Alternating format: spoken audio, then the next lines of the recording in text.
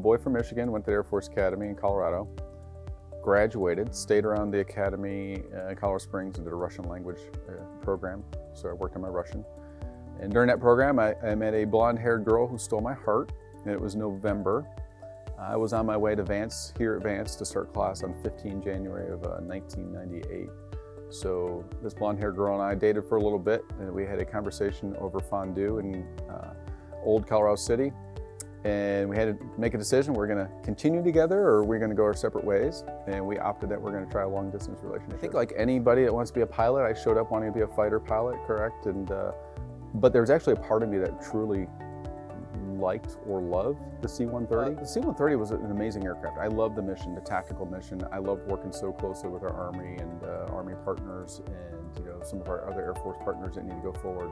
And when I joined the C-130 community, it was before September 11th. So flying was much different. It was a lot of fun, but it was much different because after September 11th, it became deployments and focused on Afghanistan and moving. My first flight in the KC-10, we were climbing out, literally just lifted off the runway, climbing out. We were already going 250 knots. And I looked at my instructor pilot and I said, you know what?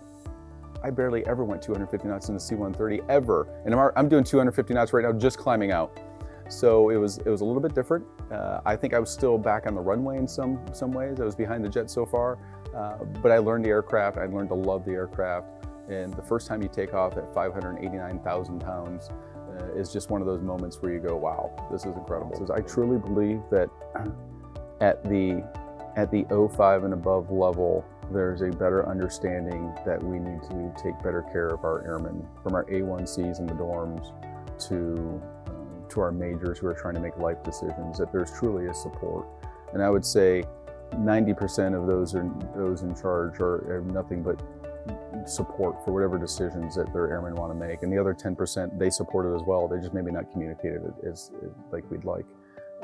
But I would say overall, our ability to look at our airmen, to understand what they're going through, to have some empathy with them is truly remarkable.